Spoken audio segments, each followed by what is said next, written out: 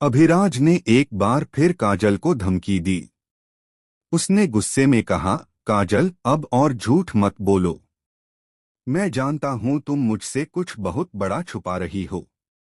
बताओ, बिंदी कौन है? काजल ने घबराते हुए नजरें झुका लीं। उसके मन में डर था कि अगर यह सच सामने आ गया तो उसकी बेटी की जिंदगी खतरे में पड़ सकती है। उधर बिंदी को भी अपने पापा की याद आने लगी थी। उसे हर पल यह महसूस होता कि उसकी जिंदगी में कुछ अधूरा है, जैसे उसकी पहचान का एक हिस्सा कहीं खो गया हो। कलर्स टीवी के सीरियल बिंदी में अब कहानी ने नया मोड़ ले लिया है। काजल जेल से बाहर आ चुकी है, लेकिन उसका अतीत अब भी उसका पीछा नहीं छोड़ रहा। अभिराज लगातार उसके पीछे पड़ा है। उसे पूरा यकीन है कि काजल ने उसकी जिंदगी से जुड़ा कोई बहुत बड़ा सच छुपाया है। उसका शक अब यकीन में बदलने लगा है कि उसका एक बच्चा जिंदा है, वही बच्चा जिसे उसने सालों पहले खो दिया समझा था। लेकिन यह बात वह नहीं जानता कि वो बच्ची और कोई नहीं बल्कि बिंदी ही है। अभिराज का गुस्सा अब हदें पार करने लगा है।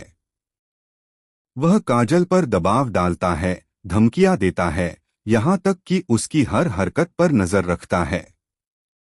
वह चाहता है कि काजल सच उगल दे, चाहे किसी भी कीमत पर। लेकिन काजल के लिए यह सच सिर्फ एक बात नहीं, उसकी बेटी की सुरक्षा का सवाल है। वह जानती है कि अगर अभिराज को सच्चाई का पता चल गया तो वह बिंदी को कभी चैन से नहीं जीने देगा। दूसरी तरफ बिंदी, जो अपने पापा के प्यार से अनजान है, हर दिन उस खालीपन को महसूस करती है।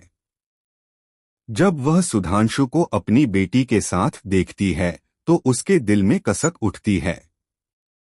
काश मेरे पापा भी होते, वह सोचती है।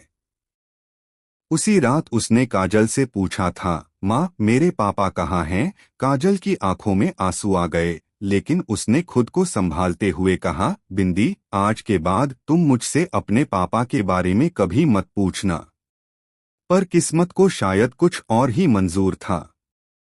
सुधांशु, जो सौरभ का बेटा है और बिंदी का मामा भी, उसे बिंदी की आंखों में वो दर्द नजर आता है जो किसी पिता के न होने से होता है। उसने बिंदी से वादा किया, मैं तुम्हारे पापा को ढूंढूंगा, चाहे कुछ भी हो जाए। इसी बीच एक दिन अचानक बिंदी और अभिराज का आमना सामना हो जाता है। बिंदी को देखकर अभिराज को एक अजीब सी जुड़ाव की भावना होती है। वह उससे हाथ मिलाता है और मुस्कुराकर कहता है, तुम्हारी आंखों में कुछ जाना पहचाना है। बिंदी भी कुछ पलों के लिए ठहर जाती है, उसे लगता है जैसे उसने यह चेहरा कहीं पहले देखा हो। दोनों के बीच एक अनजानी डोर बनती है, पर किसी को भी यह नहीं पता कि यह रिश्ता कितना गहरा है। फिर आता है कहानी का सबसे बड़ा झटका। सुधांशु को कुछ पुराने कागजात मिलते हैं जिनमें काजल का नाम और बिंदी की जन्मतिथि दर्ज है। जब वह यह जानकारी जोड़ता है तो उसे एहसास होता है कि बिंदी की पैदाइश के समय काजल अभिराज की जिंदगी का हिस्सा थी। और तभी सच्चाई बिजली की तरह गिरती है, बिंदी अभिराज की ही बेटी है। सुधांशु यह बात काजल को बताता है और वह घबरा जाती है। नहीं, यह सच सामने नहीं आना चाहिए, वह रोते हुए कहती है। लेकिन तब तक बहुत देर हो चुकी होती है।